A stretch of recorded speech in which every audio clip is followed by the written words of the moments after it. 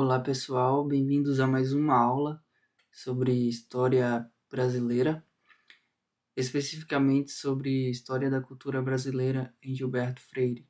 E hoje nós iremos falar um pouco sobre o capítulo 2 da sua obra Casa Grande e Senzala.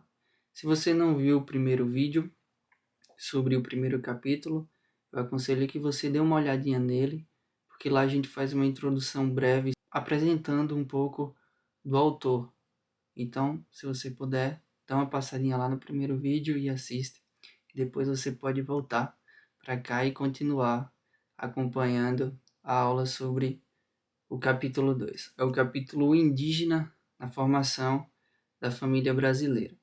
Portanto, nós iremos estudar um pouquinho hoje sobre a importância do indígena na construção da família e na formação da sociedade brasileira de modo geral. Então, em primeiro lugar, a gente precisa destacar o contato, a importância e o impacto desse contato do europeu com os indígenas aqui na América.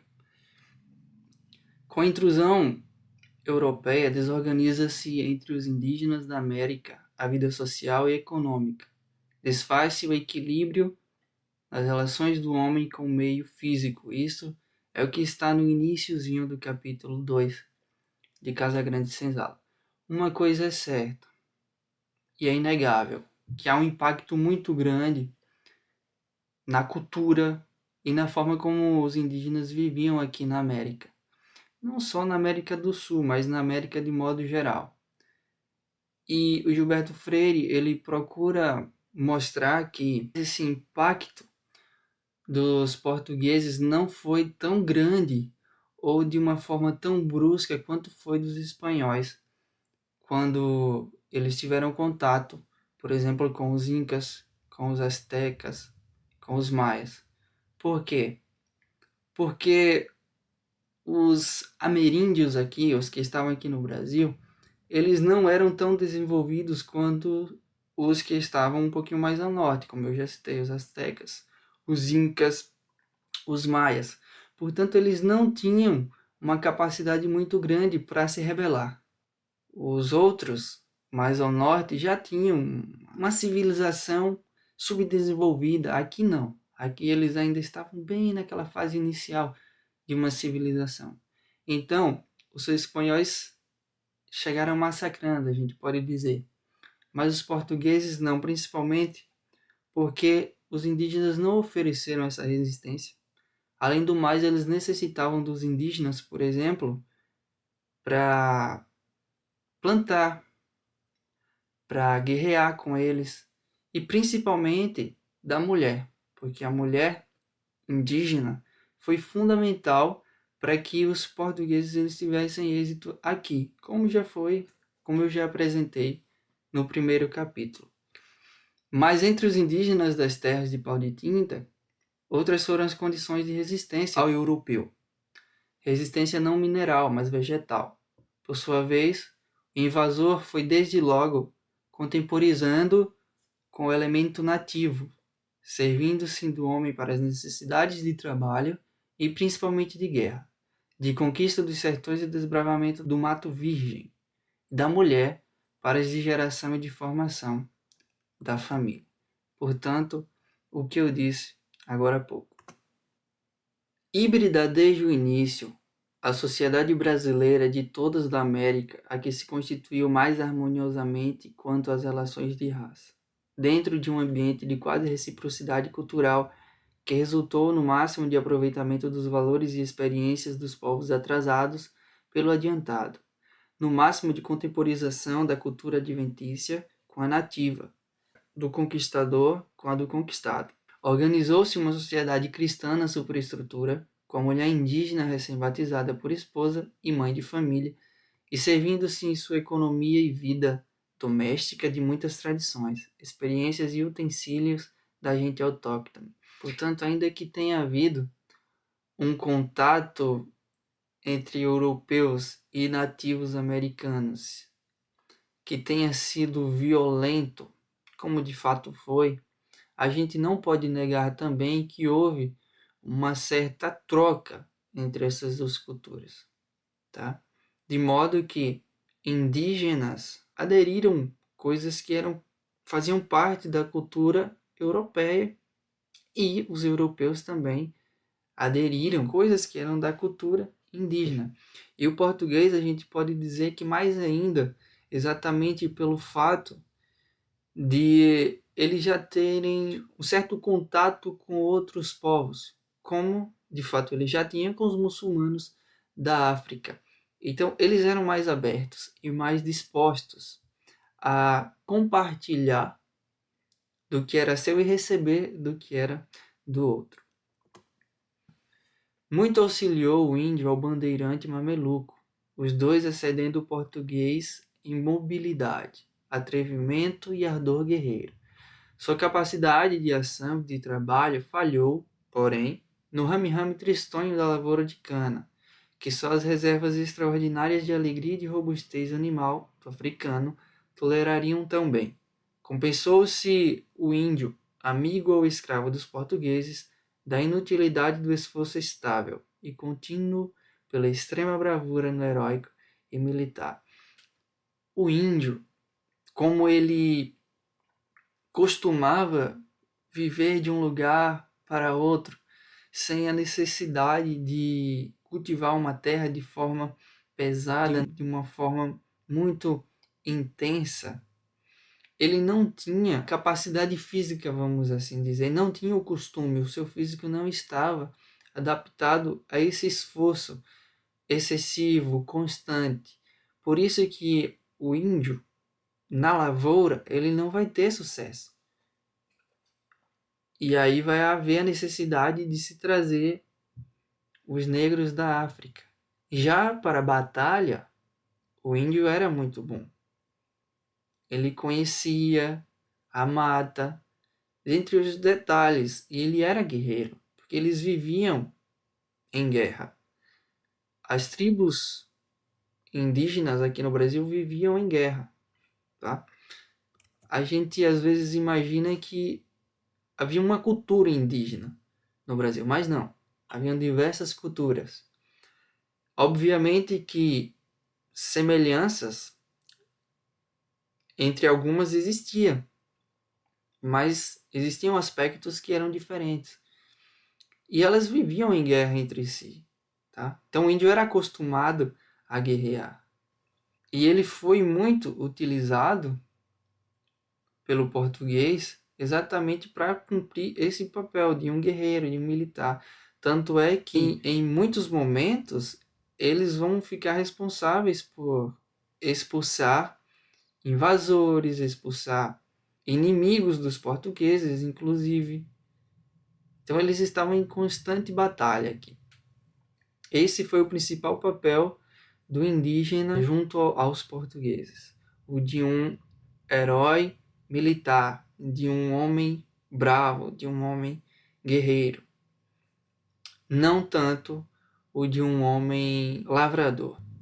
Essa expressão, cultura de floresta tropical, aparece na página 164 e ela procura apresentar alguns aspectos que faziam parte de uma determinada região do Brasil. O hífen resume os principais traços da cultura das tribos do Nordeste do Brasil nos seguintes, muitos deles extensivos a quase todo o Brasil. Vejam que há coisas que nós podemos entender que estavam espalhadas pelo Brasil inteiro, não todas, mas algumas sim.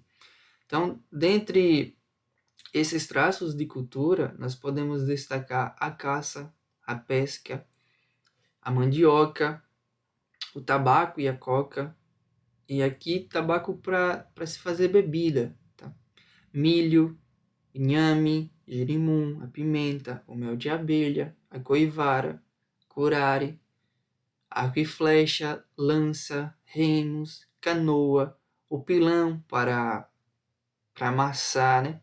O tabaco e tudo mais. Cesto, tambores, que eles usavam como uma forma de sinalizar. Muitas pessoas numa moradia retangular, como vocês podem ver de forma ilustrada na imagem da esquerda. o costume de viverem nus, ok?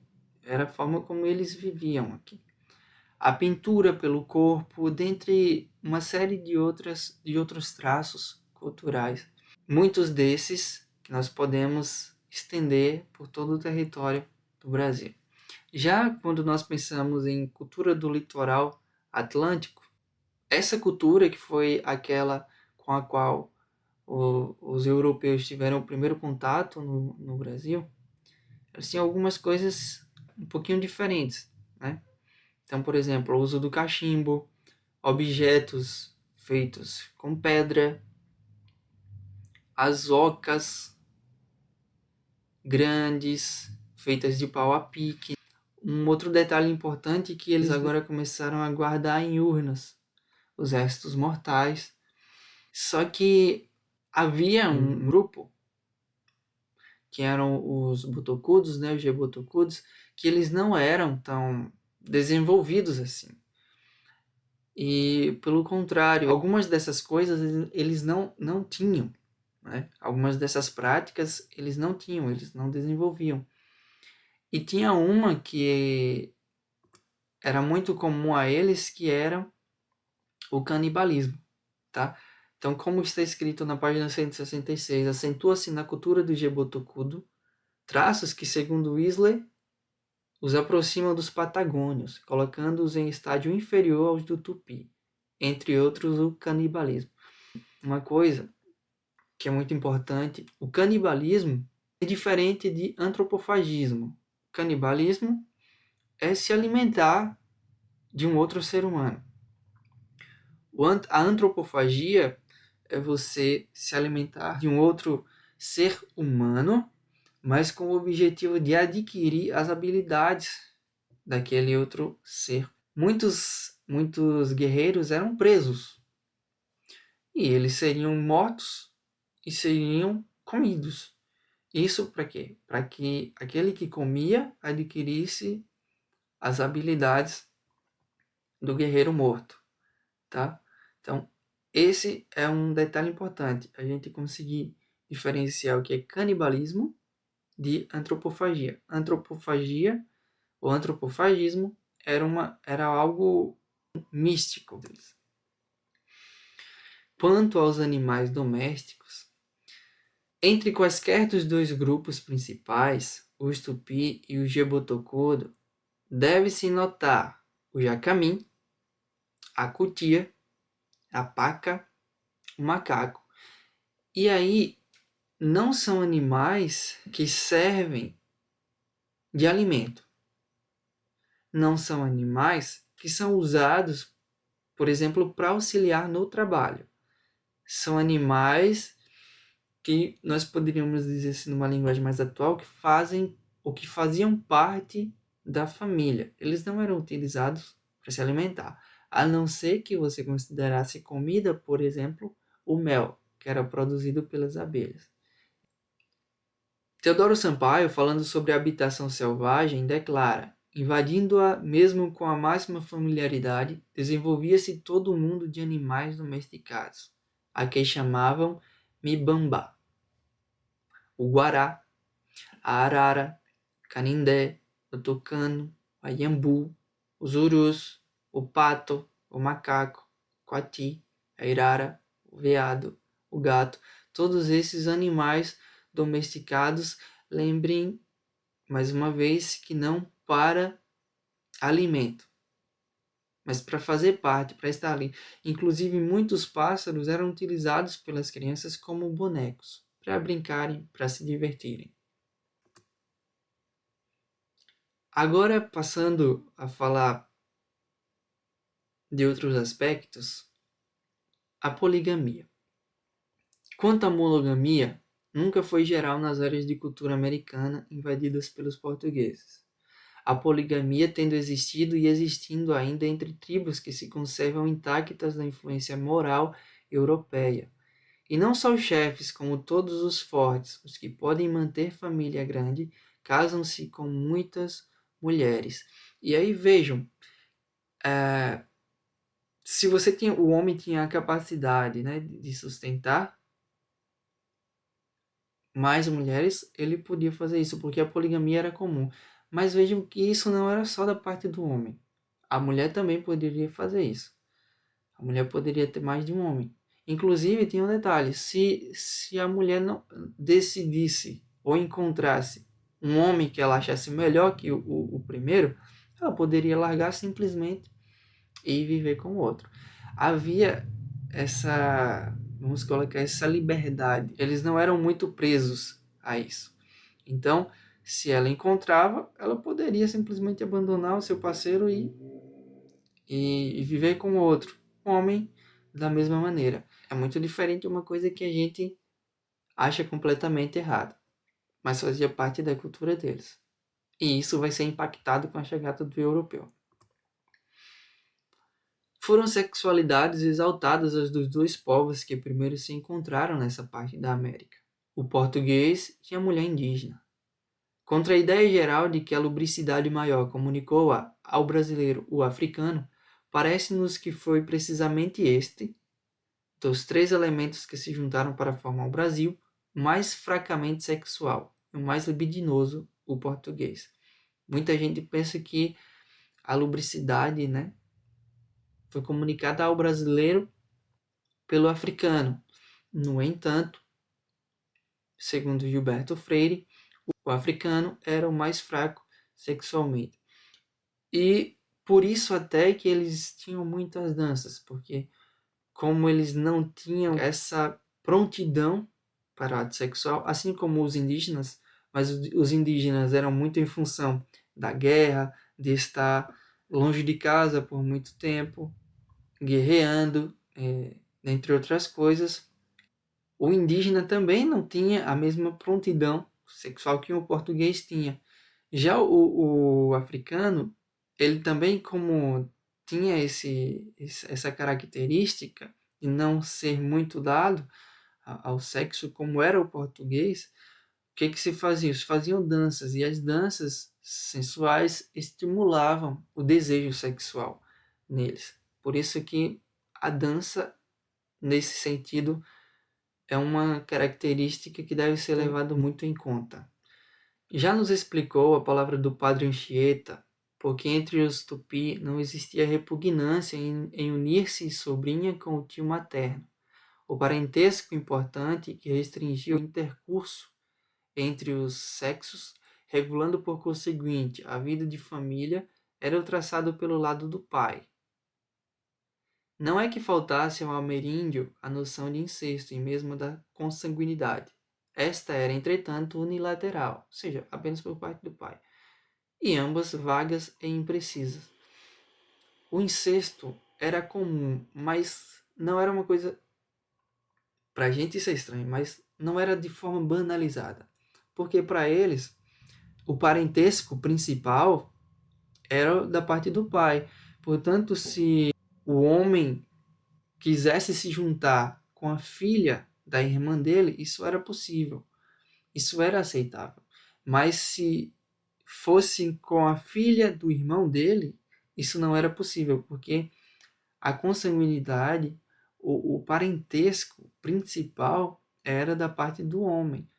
Para eles, a mulher era apenas o meio, né? Ele, se não me engano, agora me foge um pouquinho a memória, mas se não me engano, o livro cita que ela era apenas como um saco que era responsável por trazer, uma bolsa, né, que era responsável por trazer a criança, o bebê ao mundo. Mas o parentesco principal era aquele por parte do pai. Tem um outro aspecto aqui também que é importante, que é o seguinte: eles tinham um animismo, um totemismo muito forte.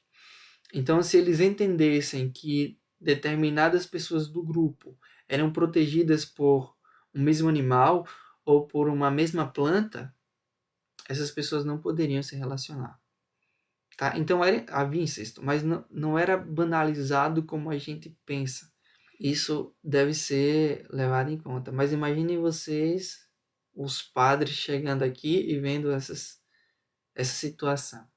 Né? De fato, eles vão combater muito isso, a poligamia, esses atos incestuosos e por aí vai. Vão ser coniventes com algumas coisas, porque vão precisar.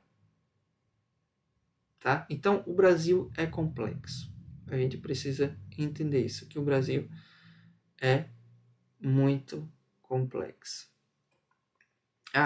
E acontecia também de irmãos se envolverem sexualmente, mas isso às escondidas. Acontecia isso também. Um outro aspecto é o encarnado, é o vermelho. O vermelho está muito presente, ainda hoje. Ainda hoje, na sociedade brasileira, ainda é muito presente.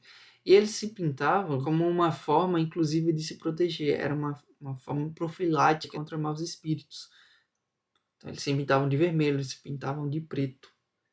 Porque essa pintura protegia eles também na hora da caçada, do sol, protegia de mosquitos, protegia de uma série de coisas. Por isso eles pintavam o corpo, e principalmente dos maus espíritos. Como diz na página 173, encontramos a pintura do corpo desempenhando entre os indígenas do Brasil função puramente mística, de profilaxia contra os espíritos maus, e em número menor de casos, erótica, de atração ou exibição sexual. E como profilaxia contra os espíritos maus, era o encarnado cor poderosíssima, como demonstra o estudo de Carsten. Então veja aqui o principal aspecto, ainda que tenha o aspecto erótico, mas o principal aspecto é o aspecto da proteção contra os espíritos maus. E isso não era exclusivo dos indígenas. Aos portugueses, parece que a mística do vermelho se teria comunicado através dos mouros e dos negros africanos. E tão intensamente que em Portugal o vermelho domina como em nenhum outro país da Europa, não só no traje das mulheres do povo, como por profilaxia contra as malícias espirituais, várias outras expressões da vida popular e da arte doméstica. Inclusive tem até um poema que diz assim: as telhas do teu telhado são vermelhas, têm virtude. Passei por elas doente, logo me deram saúde. É um poema de Pedro Fernandes Tomás, de Canções Populares da Beira, Lisboa, 1896. E esses telhados que vocês veem aí são das casas de Lisboa. A gente percebe que tem uma tendência para a cor avermelhada. Isso é muito comum na cultura indígena, na cultura europeia, né, nos portugueses, melhor dizendo, e também ainda hoje é algo que está muito presente em nossa sociedade aqui no Brasil. Nós podemos ver uma tendência muito grande, já salientada no traje da mulher do povo, nos estandartes dos clubes de carnaval, nos mantos de rainha de maracatu, etc. Observa-se ainda em outros aspectos da vida popular ou da arte doméstica, na pintura externa das casas e na decoração do interior, na pintura dos baús de folha de Flandres, na pintura de vários utensílios domésticos, de lata ou de madeira, como regadores, gaiolas de papagaio e de passarinhos. Portanto, o vermelho está presente em uma série de comportamentos, de festas, de objetos e por aí vai. Agora vamos falar um pouquinho sobre o choque de culturas. O que acontece quando os europeus, entendamos cristãos, católicos, entram em contato com os nativos aqui do Brasil. Sobre a pressão moral e técnica da cultura adiantada, esparra-se a do povo atrasado. Perde a indígena a capacidade de desenvolver-se autonomamente, tanto quanto a de elevar-se de repente, por imitação natural ou forçada, aos padrões que lhe propõe o imperialismo colonizador.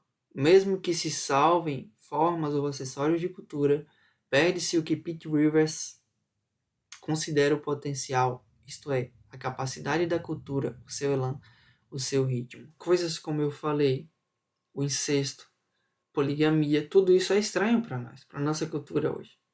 Mas para eles não era, era algo normal, eram coisas normais.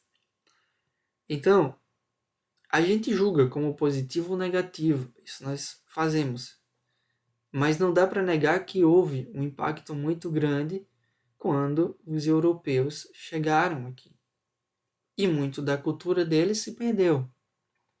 Muito será imposto sobre eles. A cultura do conquistado, com certeza, ela vai sendo dissolvida pela cultura do conquistador, ainda que haja a absorção de alguns aspectos, tanto de uma parte quanto da outra. Se atentarmos no quadro organizado por Pete Rivers das influências deletérias, das 15 ali classificadas, parece-nos que 9, pelo menos, caberiam em um ajuste das responsabilidades europeias na degradação da raça e da cultura indígena do Brasil, ao sistema colonizador dos jesuítas. Ele lista aqui pelo menos 9 coisas que foram impactadas pelo ensino e pela civilização apresentada pelos jesuítas. Então, a concentração dos indígenas em grandes aldeias, o vestuário europeu, lembrem que eles viviam nus, segregação nas plantações, obstáculo ao casamento à moda indígena, aplicação de legislação penal europeia a supostos crimes de fornicação, abolição de guerras entre as tribos. Aí você vai dizer, mas isso era ruim? Não, essa abolição deve ter sido boa, mas era uma prática deles, era um costume deles. Então, ainda que para a gente tenha sido algo bom, foi uma perda na cultura deles. É isso que está sendo apresentado aqui. Abolição da poligamia, aumento da mortalidade infantil devido a novas condições de vida, abolição do sistema comunal e da autoridade dos chefes. É bom que se diga que eles não tinham uma ideia de propriedade como nós temos hoje. Então era muito comum eles compartilharem as coisas. A questão de roubo era tratado com muita naturalidade. Não havia uma punição para alguém que roubava, porque para eles eram coisas comuns. Eles não tinham essa ideia de propriedade como nós temos. Quanto ao asseio do corpo, os indígenas eram de certo superiores aos cristãos europeus aqui chegados em 1500. Não nos esqueçamos de que entre estes exaltavam-se por essa época santos como Santo Antão, o fundador do monaquismo, por nem os pés dar-se a vaidade de lavar, ou como São Simeão, o estilista, de quem de longe se sentia a nhaca do sujo. Ele tenta mostrar que pessoas que eram respeitadas por ele, santos, a quem eles, vamos dizer, veneravam, que eles tinham em grande estima, eram pessoas que não se cuidavam muito bem, que não se limpavam muito bem. Essa ideia de banho não era muito comum. E vejam, os portugueses não eram dos europeus que se cuidavam menos, pelo contrário, eram daqueles que se cuidavam mais, tá? Mais do que franceses, alemães. Vejam o que ele diz na página 181. O século da descoberta da América, o XV, e os dois imediatos de colonização intensa, foram por toda a Europa época de grande rebaixamento nos padrões de higiene. Em princípios do século XIV, informa um cronista alemão citado por Loewe, ainda se encontravam pessoas na Alemanha que em toda a sua vida não se lembravam de ter tomado banho uma única vez. A rainha Margarida de Navarra, Gilberto Freire apresenta no livro que ela muitas vezes passava a semana inteira sem lavar as mãos. O rei Luís XIV da França, esse de vez em quando esguichava um álcool que tinha algum cheiro na mão. Os índios tomavam banho 10 vezes, 11 vezes, 12 vezes por dia. Qualquer momento que vinha à mente deles, vou tomar um banho, pulava dentro do rio e ia banhar. Então, o asseio corporal dos indígenas era muito maior do que o dos europeus. Em contraste com tudo isso, é que surpreendeu aos primeiros portugueses e franceses chegados nessa parte da América um povo, ao que parece, sem sombra de sífilis na pele, e cuja maior delícia era o banho de rio, que se lavava constantemente da cabeça aos pés, que se conservava em asseada nudez, que fazia uso de folhas de árvores, como os europeus, mais limpos de toalhas de enxugar as mãos e de panos de limpar menino novo. Ou seja, eles se cuidavam muito bem. Quando os jesuítas começam a civilizar os índios, eles vão dar as roupas. Só não ficava de roupa se não fosse possível, se não tivesse. Se fosse criança. Muitas vezes as índias elas trabalhavam nas casas nuas porque era comum e não tinha roupas, inclusive porque era econômico, né, para os senhores. Os senhores não tinham que gastar com roupa e eles se sentiam melhor assim. Por vezes elas passavam o dia inteiro com roupa e quando estava ali anoitecendo eles corriam e tiravam as roupas porque aquilo era desconfortável. E muita gente chegou a dizer que eles adoeciam porque eles viviam nus, mas chegou-se à conclusão posteriormente de que, na verdade, as roupas é que causaram doenças nos índios.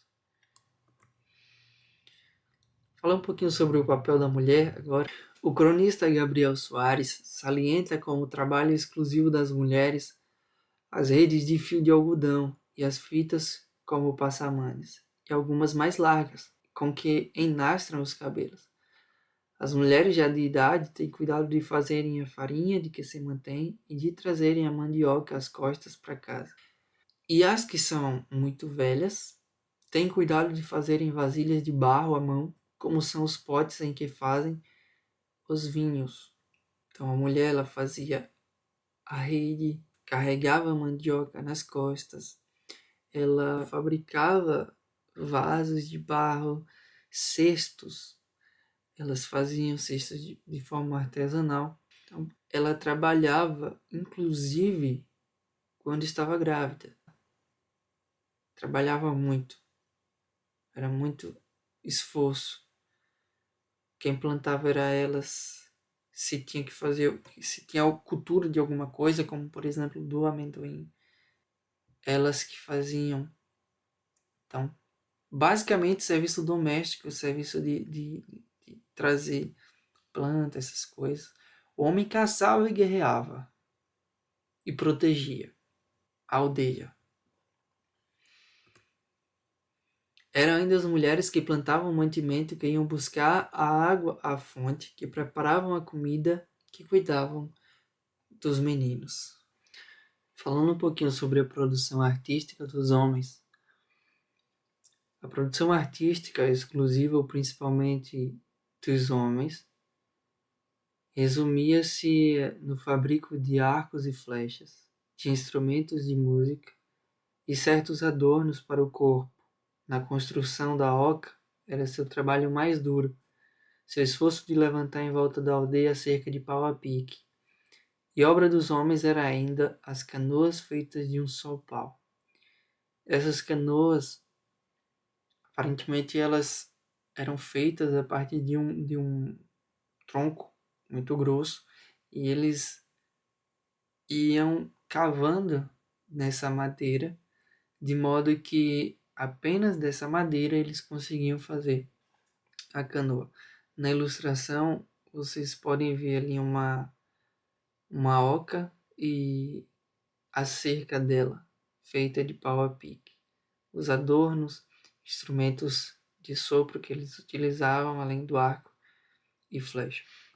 Falando um pouquinho sobre a mística dos indígenas, quanto aos pajés, é provável que fossem daquele tipo de homens efeminados e invertidos que a maior parte dos indígenas da América antes respeitavam e temiam do que desprezavam ou abominavam. A verdade é que, para as mãos de indivíduos bissexuais ou bissexualizados pela idade, resvalaram em geral os poderes e funções de místicos, de curandeiros, pajés, conselheiros, entre várias tribos americanas. Ou seja, geralmente esse papel do místico, do ser que tinha contato com os espíritos, com os antepassados, era desempenhado por homossexuais. E tem um aspecto curioso, que é o fato de que entre os indígenas havia sociedades secretas.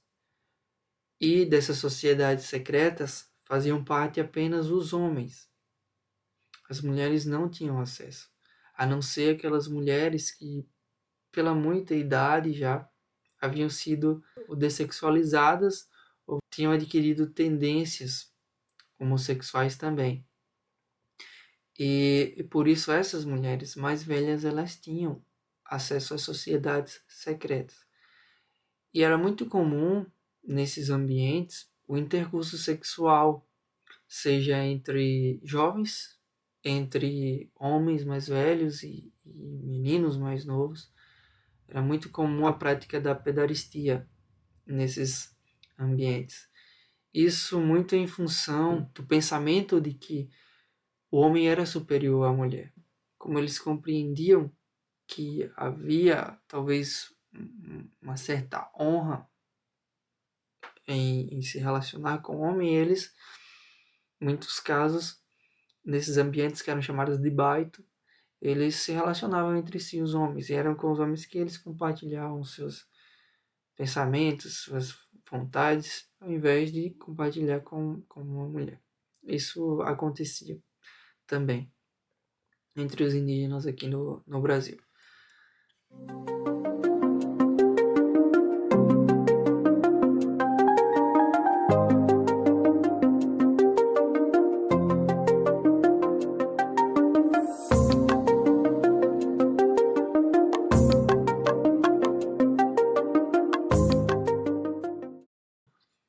Mudando um pouquinho de assunto, falar um pouquinho das comidas. E aí nós vamos perceber que é hoje ainda uma influência muito grande da culinária dos indígenas. Das comidas preparadas pela mulher, as principais eram as que se faziam com a massa ou a farinha de mandioca. Da Índia, a brasileira aprendeu a fazer de mandioca uma série de delicados quitutes, a farinha fina de curimã para o filho pequeno, o mingau, o embeju ou beiju. Uma coisa que a gente pode afirmar sem medo é que a mandioca era o principal alimento. E a partir dela, eles faziam uma série de outros. Só de beiju havia uma variedade muito grande. Mingau, que eles faziam como remédio, que eles faziam a partir da mandioca.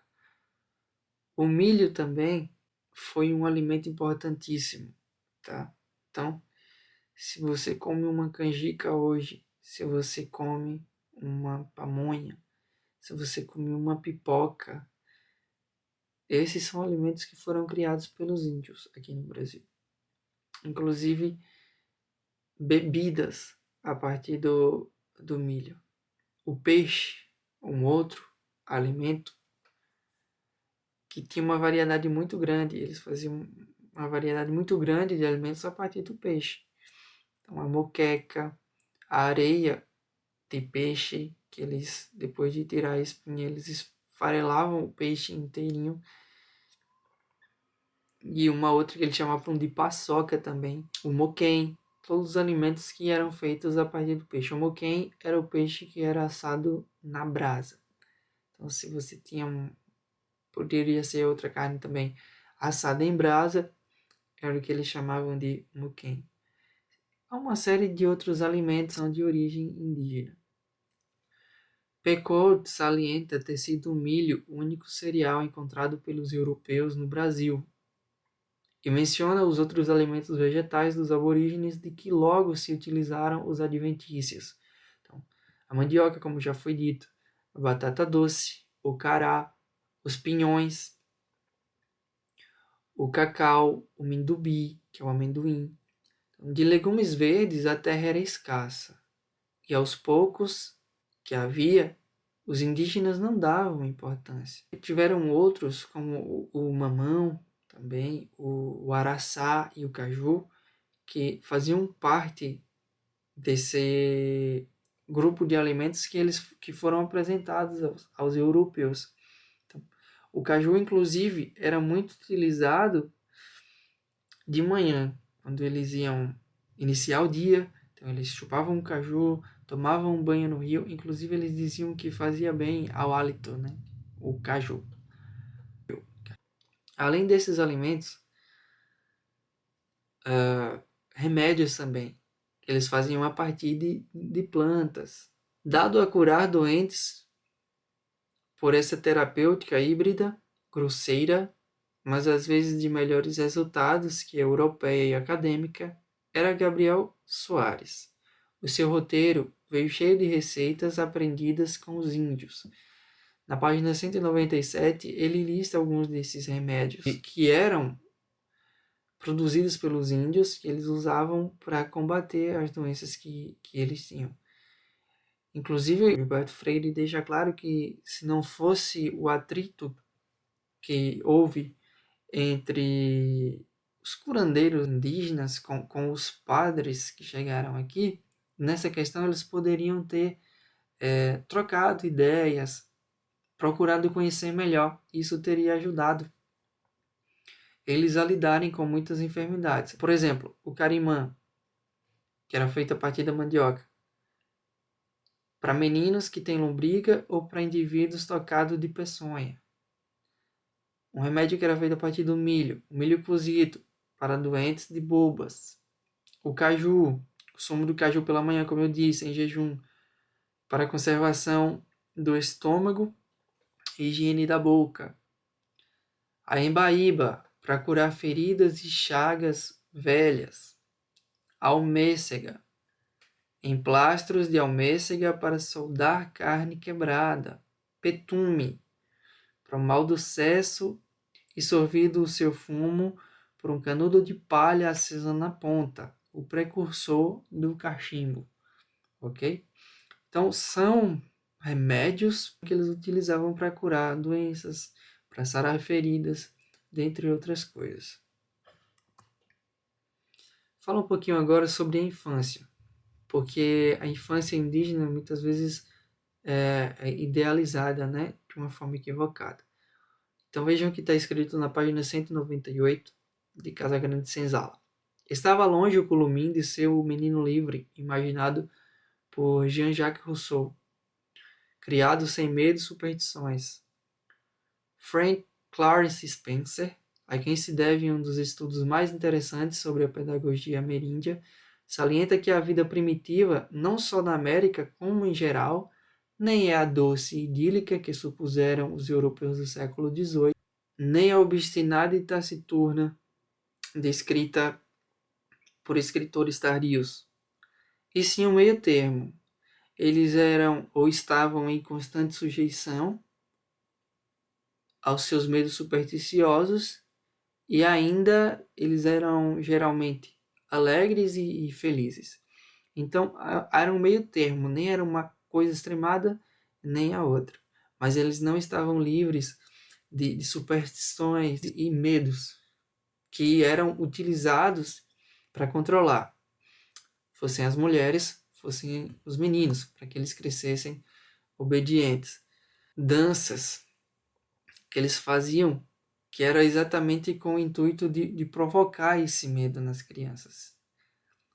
Danças semelhantes de diabo ou jurupari havia entre os indígenas do Brasil, e com o mesmo fim de amedrontar as mulheres e as crianças e conservá-las em boa ordem. Então, se essas coisas que eram utilizadas para causar o medo e o controle, eles perdessem o prestígio, seria bom para quem?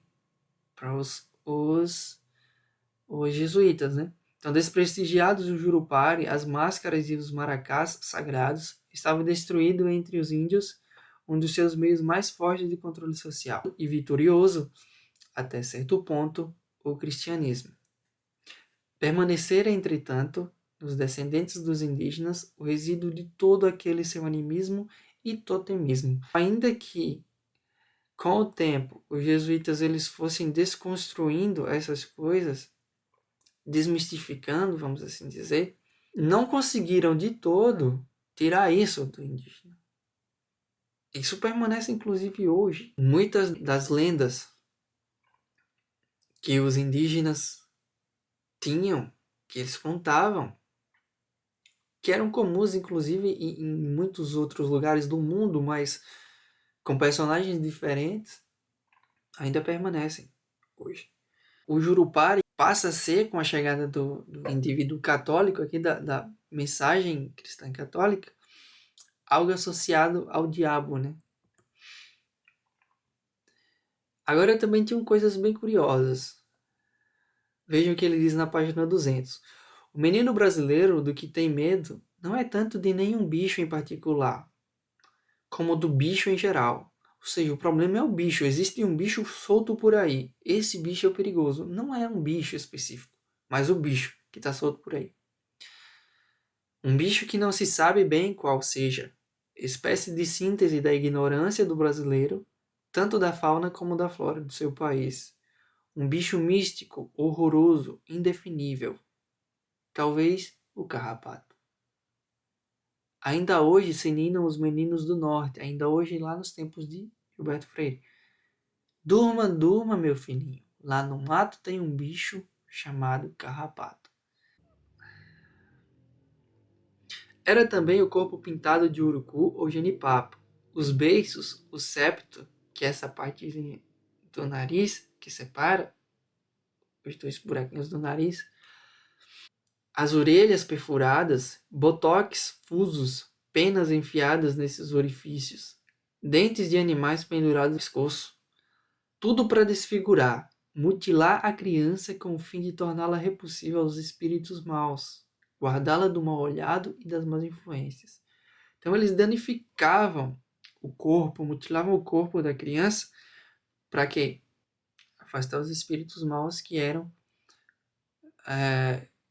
o perigo que estava a todo instante cercando eles para se apossar do corpo, que entravam pelo nariz, pela boca, pelas orelhas, por todo lugar esses espíritos maus estavam tentando.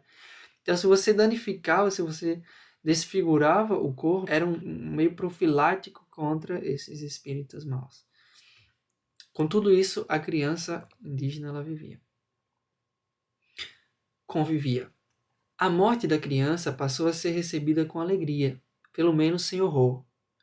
De semelhante atitude subsiste a influência em nossos costumes. Ainda hoje, entre matutos e sertanejos, e mesmo entre a gente pobre das cidades do norte, o enterro da criancinha, ou de anjo, como geralmente se diz, contrasta com a sombria dos enterros de gente grande. Uma criança morria, era um anjinho, se tornava um anjinho. E isso muito em função da pregação dos jesuítas. E morria muita criança à época por uma série de motivos.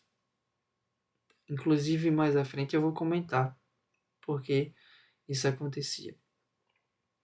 Mas, quando uma criança morria, era um motivo de alegria. Não era motivo de tristeza como quando um adulto morria. Tem relatos assim bem intrigantes, do tipo uma criança via a outra morrer e havia tanta manifestação de alegria e de honra naquele momento que Gilberto Freire relata no livro que uma criança vendo isso, um companheiro dele tinha morrido, e ela falava que queria morrer também. E ela ficou insistindo assim com o pai até o momento que o pai falou: olha, se esse for o desejo de Deus, que isso aconteça com você. E ela falou assim: então eu vou morrer agora. E ela foi deitar e não tinha nada, nenhuma doença, e morreu. É um relato que ele coloca no Casa Grande de Senzala. Então tinha dessas coisas, bem intrigantes. Da tradição indígena ficou no brasileiro o gosto pelos jogos e brinquedos infantis de arremedo de animais. O próprio jogo de azar, chamado do bicho, tão popular no Brasil, encontra base para tamanha popularidade no resíduo animista e totêmico de cultura indígena, reforçado depois pela africana. Como que as crianças se divertiam? Vai caçar passarinho, vai prender passarinho, vai tomar banho no rio. E uma outra brincadeira que eles tinham por aqui também, os índios praticavam, era um jogo que eles jogavam com a bola, quer dizer, com a cabeça. Então, eles cabeceavam a bola de um lugar para o outro, se jogavam pelo chão para acertar a bola. Inclusive, esse jogo ele vai ser apresentado em Sevilha, na Espanha, porque eles levavam, né, indígenas daqui para lá. E talvez esse seja o precursor do futebol, quem sabe. Mas era um jogo com uma bola, que não era, obviamente, como as bolas que nós temos hoje. Eles utilizavam outros materiais, mas eles jogavam com a cabeça, ou com as costas. Eles tinham uma série de maneiras de se divertir. Arremedando animais e prender passarinho, que é uma coisa que hoje, principalmente no interior, acontece muito ainda, tá? Seja com alçapão ou com bodoque.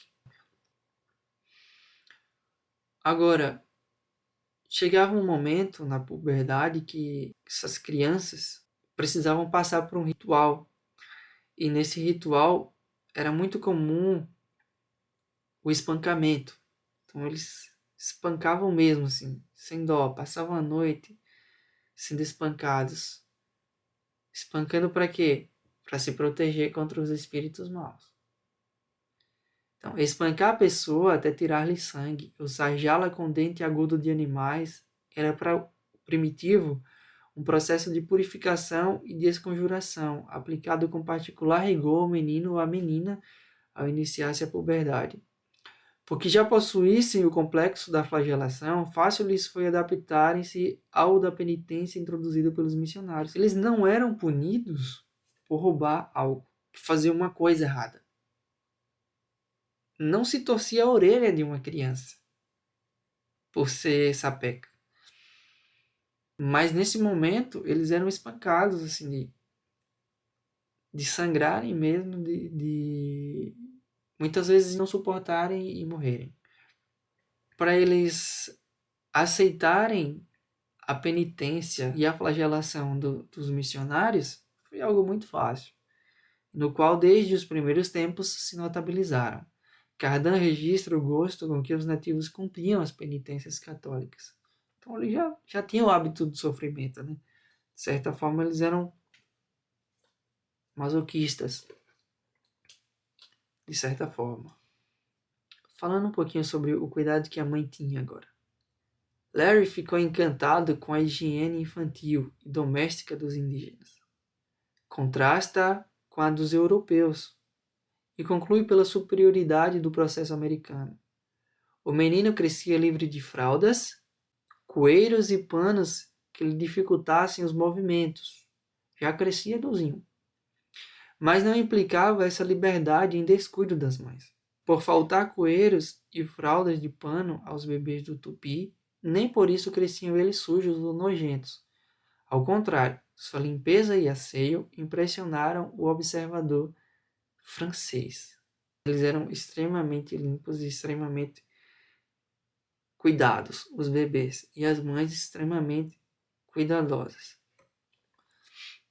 Ainda sobre os medos, do que não estava livre entre os selvagens, a vida do menino, nem de gente grande, era de horrorosos medos. Medo de que o céu caísse por cima deles, medo de que a terra lhes fosse embora dos pés, além do grande medo do Jurupari. Essas imagens são ilustrativas.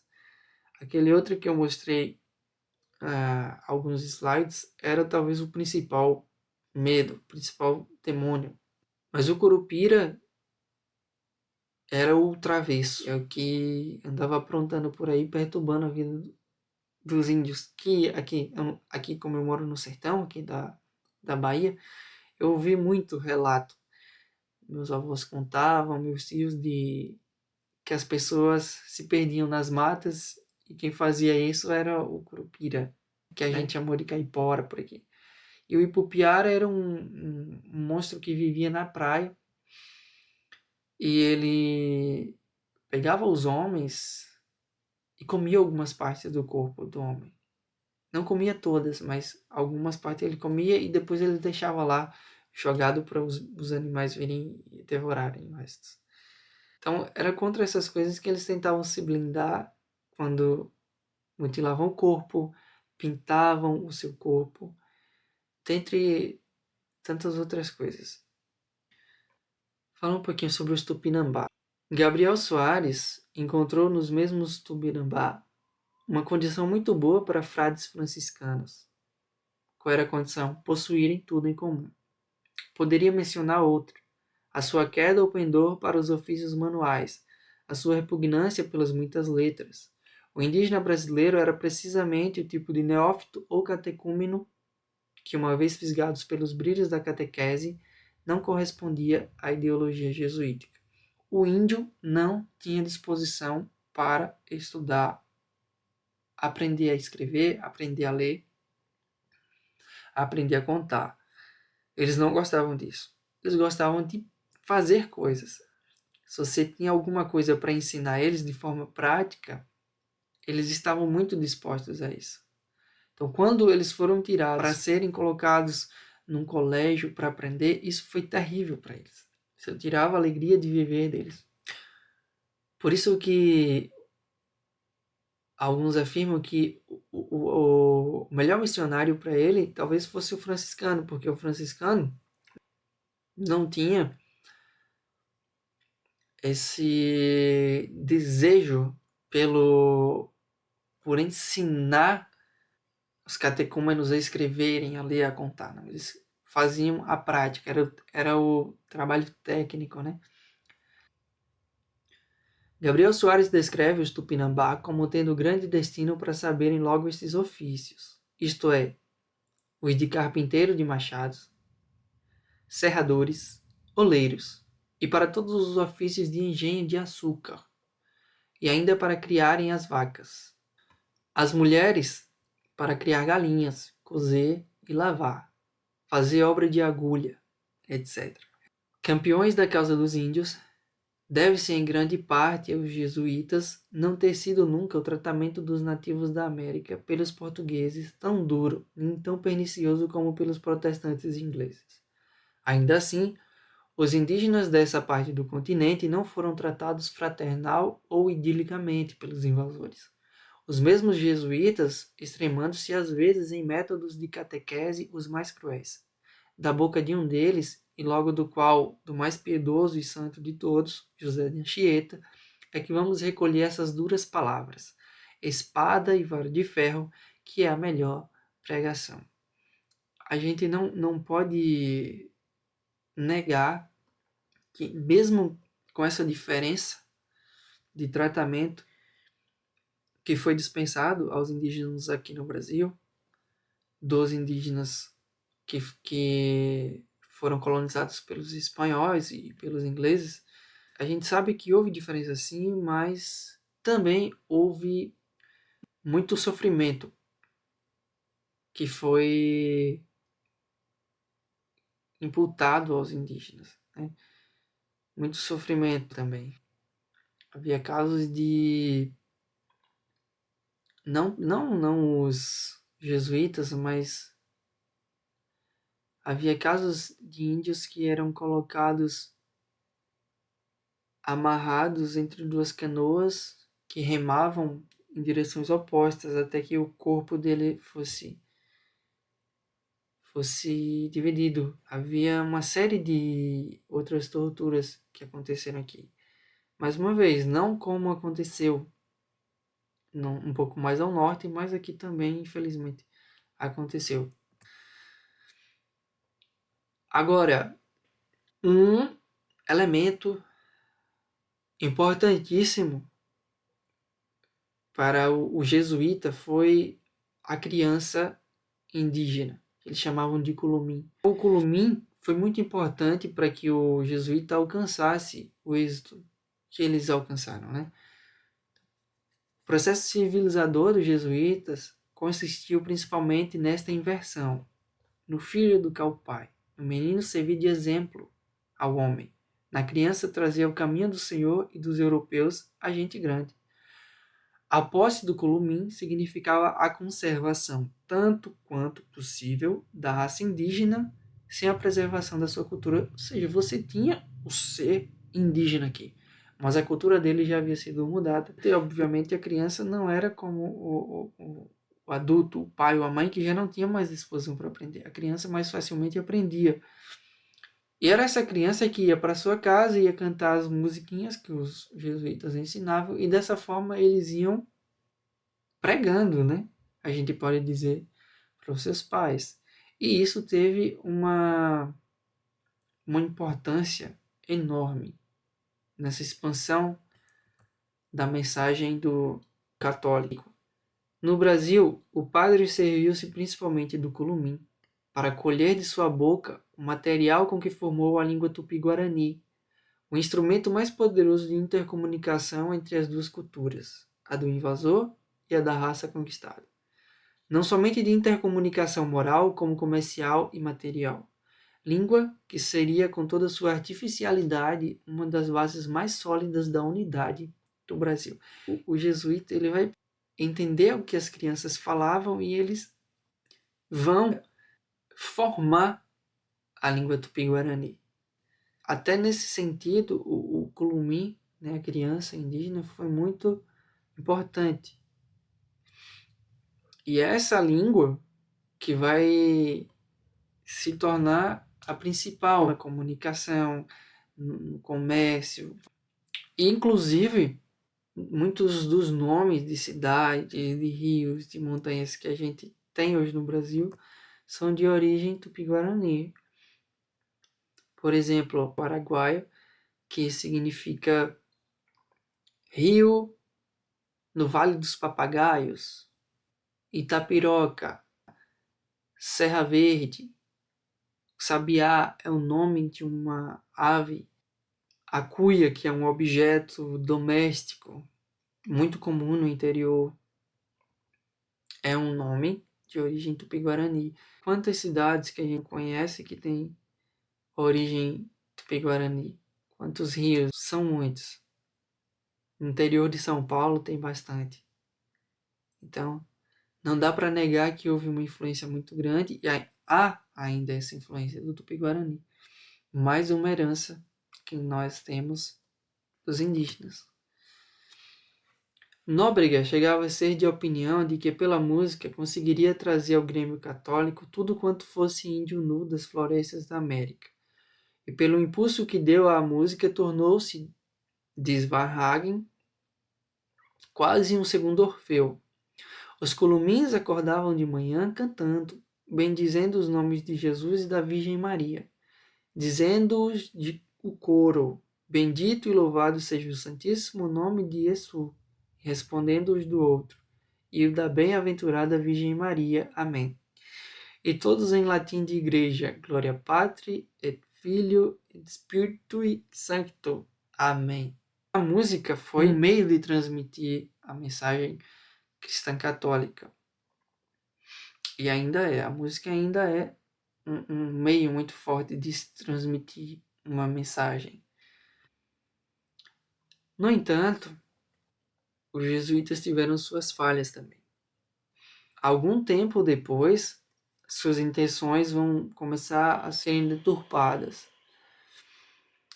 E aí ele fala na página 224 do seguinte modo: o general Aroche, nomeado em 1798 diretor-geral das aldeias dos índios do Brasil, acusaria os missionários, tanto os jesuítas quanto os franciscanos, de promover o casamento de índios com pretas e pretos, batizando os filhos como servos.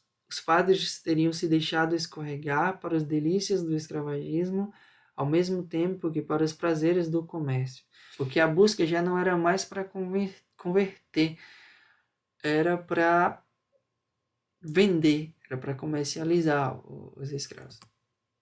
É aí que começa o despovoamento. Tem um outro detalhe que eu gostaria de comentar antes disso, que é o seguinte: como os padres começaram a casar o índio com a mulher negra, e as índias com o negro, e também vice-versa.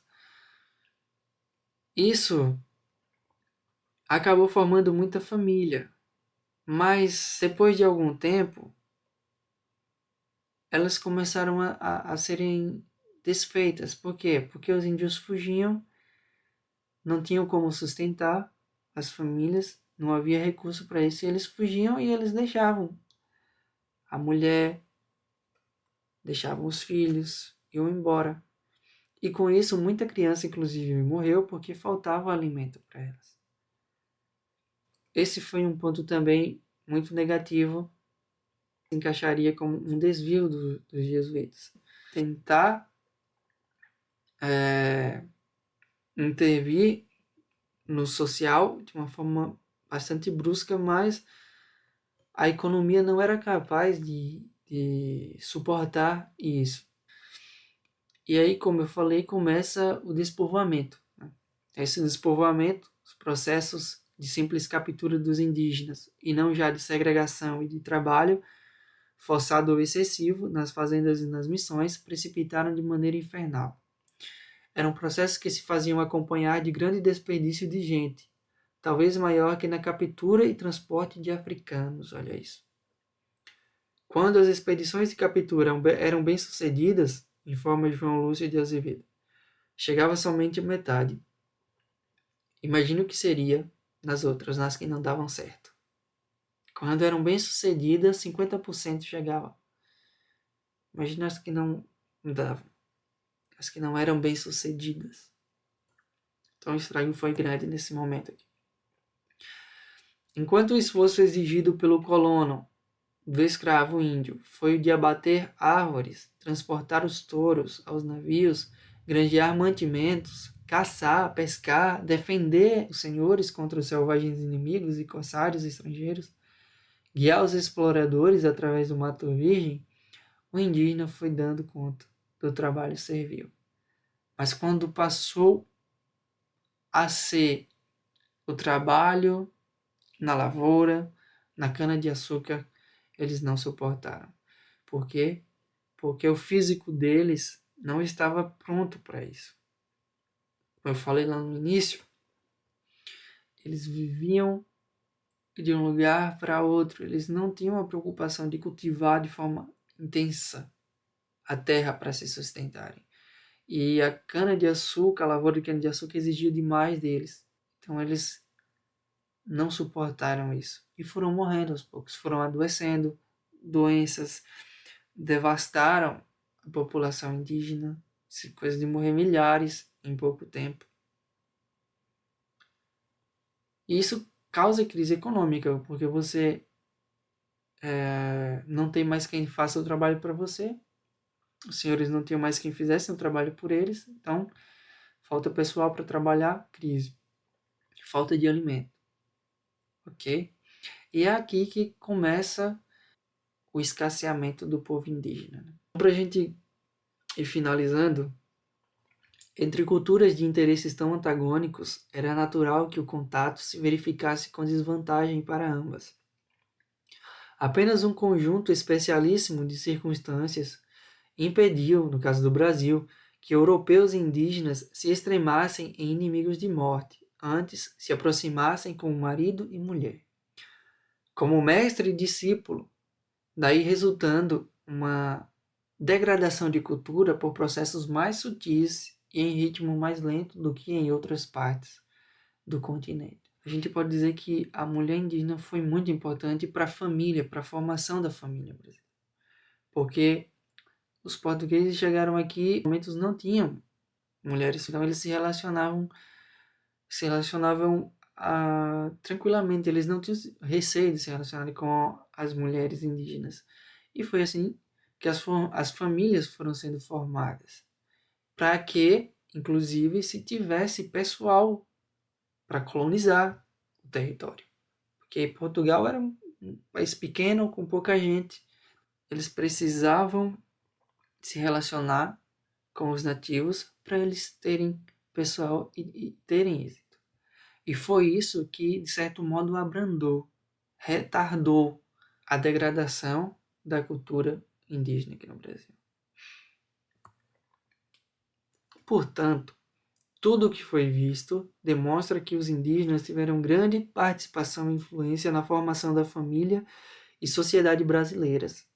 Percebemos isso nas características físicas das pessoas, bem como na culinária, nas crendices, dentre outros. Tais marcas permanecem vivas hoje, cerca de 500 anos depois, ainda que de forma inconsciente. Não dá para negar a influência indígena em nossa cultura, na formação da família, da sociedade brasileira. Até uma próxima.